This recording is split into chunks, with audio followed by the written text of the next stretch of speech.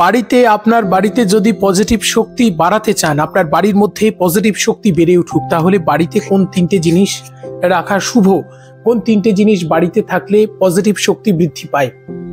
দেখুন, আমাদের বাড়িতে যখন নেগেটিভ শক্তি বাড়ে তখন দেখবেন বাড়িতে রোগ ভোগ ঝগড়া অশান্তি এগুলো কিন্তু প্রচুর পরিমাণে আমাদের বাড়িতে হয়। এখন কোন তিনটে জিনিসকে বাস্তুশাস্ত্রের দিক থেকে বলুন আর সব দিক থেকে শুভ মনে করা হয়েছে, আজকে সেই বিষয়ে কথা বলবো। প্রথম বলা হচ্ছে যে শঙ্খ। বাড়িতে শঙ্খ হচ্ছে বাড়িতে ইতিবাচক শক্তির প্রবেশ ঘটায়। এখন যারা বলেছিলেন তারা খুব বুদ্ধি করে বলেছিলেন, শঙ্খ শুধু রাখলে হলো না, শঙ্খ রাখা মানে প্রতিদিন শঙ্খ বাজানো, প্রতিদিন পুজো প্রার্থনার কালচার করা, তবে বাড়িতে সুখ শান্তি পজিটিভ এনার্জি থাকবে।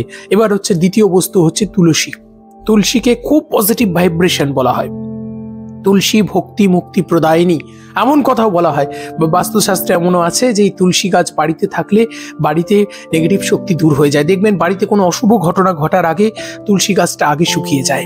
তুলসী গাছ এফেক্ট অনেক বাড়িতে দেখবেন, যতই তুলসী গাছ লাগান তুলসী গাছ থাকছে না, তা এইরকম ব্যাপার আছে।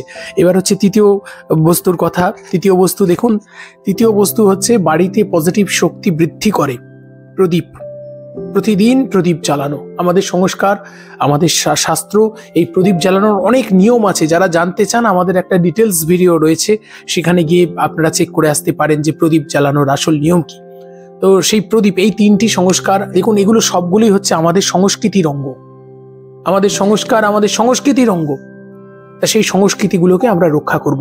আর আসল পজিটিভ শক্তি আপনার মনের মধ্যে, নিজের উপর বিশ্বাস থাকলেই আপনি পারেন, তাই না?